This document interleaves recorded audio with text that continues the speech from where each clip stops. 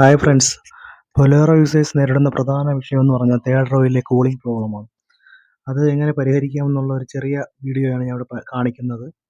ഇതിനു വേണ്ടി നമ്മളൊരു മിറ്റ്സാൽ ബ്രാൻഡിൻ്റെ ഒരു ഫാൻ വാങ്ങുകയും 12 വാൾട്ട് പ്രവർത്തിക്കുന്ന ഫാൻ അത് നമ്മൾ സെൻട്രൽ ക്യാബിനിലെ റീഡിംഗ് ലൈറ്റ് റിമൂവ് ചെയ്തിട്ട് അവിടെ ഇൻസ്റ്റാൾ ചെയ്യുകയാണ് ചെയ്യുന്നത്.